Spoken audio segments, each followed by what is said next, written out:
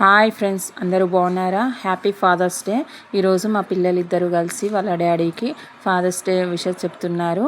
ఒక గిఫ్ట్ కూడా ప్లాన్ చేసుకొని తెచ్చారు.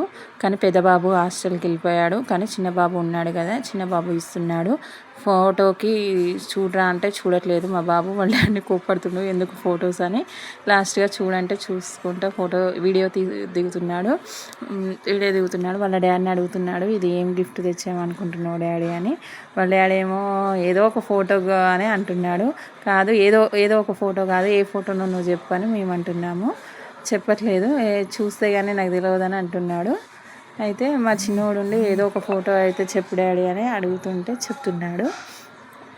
ఆ ఫోటో కాదు, వేరే ఫోటో అని మా చిన్నోడు చెప్తున్నాడు వాళ్ళ డాడీకి.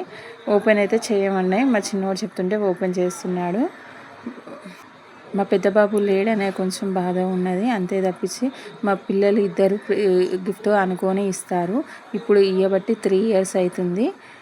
వాళ్ళు ఎంతో ఇష్టపడి పైసలు దాచిపెట్టుకొని మరీ ఇస్తున్నారు. ఇలాంటి పిల్లలు ఉండటం మా ఆయనకి చాలా అదృష్టం. అసలు మా పిల్లలు చెప్తే వింటారు, కానీ ఎంత అల్లరి చేయాలో అంత అల్లరి చేస్తారు. అమ్మో, వాళ్ళు అల్లరి చేస్తే మేమైతే తట్టుకోలేము. ఆ గిఫ్ట్ ఓపెన్ చేస్తుంటే జ్యూస్ జారీది వస్తుంది. నాకు జ్యూస్ చేసేది వద్దని మా ఆయన మా వానికే ఇస్తాడు. మళ్ళీ జ్యూస్ చేసేది నాకెందుకు, మీ మమ్మీకి పని చేస్తుంది కానీ నాకు అవసరమా అని మళ్ళీ మా చిన్నోనికే ఇస్తాడు మా ఆయన. ఇస్తుంటే అది జ్యూస్ చేసేది కాదు డాడీ, ఒకసారి నువ్వు ఓపెన్ చేయని మా చిన్నోడు అంటాడు.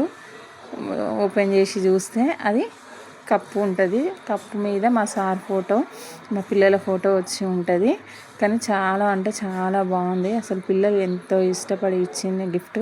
మా ఆయన చూస్తే ఆయన ఫేస్లో అయితే మస్తు ఆనందం ఉంది.